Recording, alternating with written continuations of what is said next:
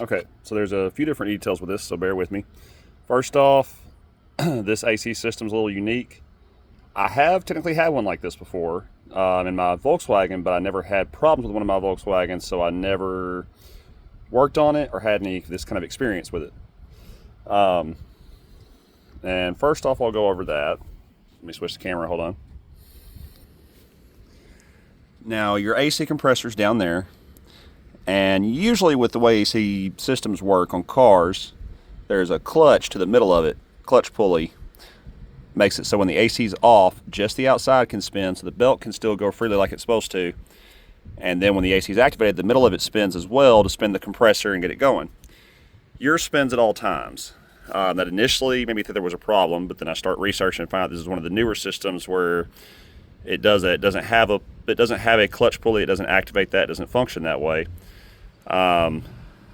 Basically, one way to put it is, I mean, there is electronics and all that in those all other AC systems, but for the purposes of how this functions, those can be described as a manual, whereas this is a digital electronic type of setup.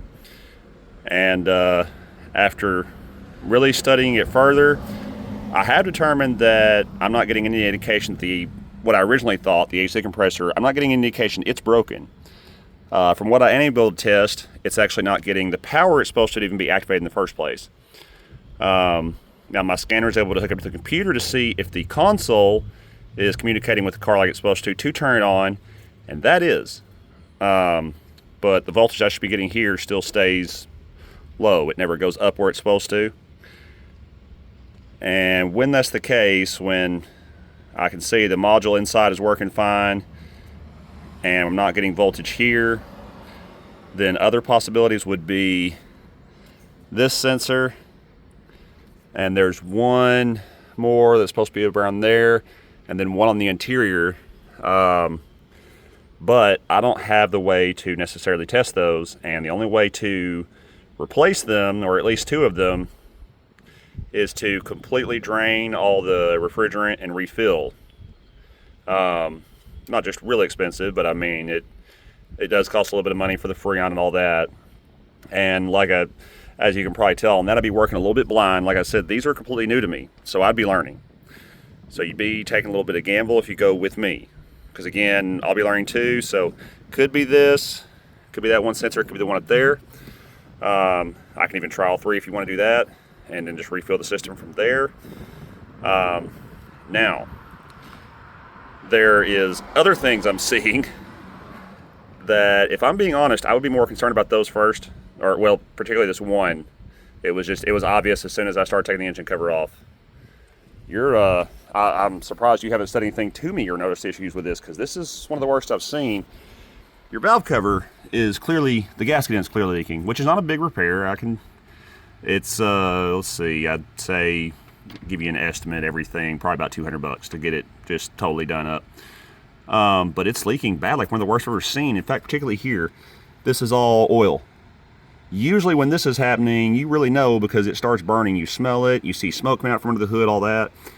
But yeah, I mean, clearly your valve cover gasket's leaking like just insanely. That's another thing I don't know if you might have noticed oil getting low, having to refill oil. If so, again, this is why.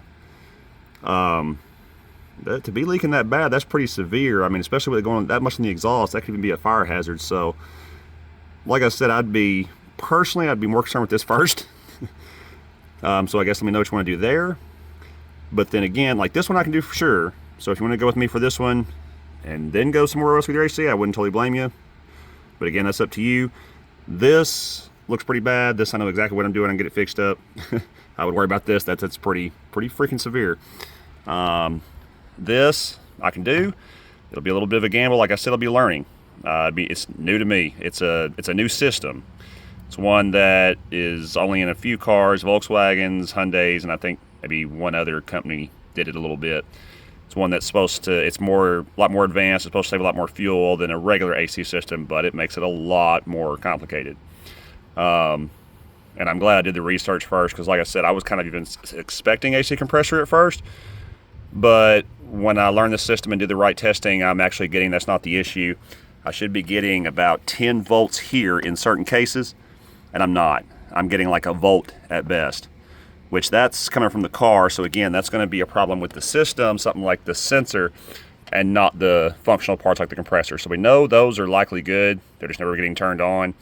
Again, it's going to be, but again, that's one where I'm going to be learning with it. So entirely up to you. I can do this process, or you can do whatever you want to do there.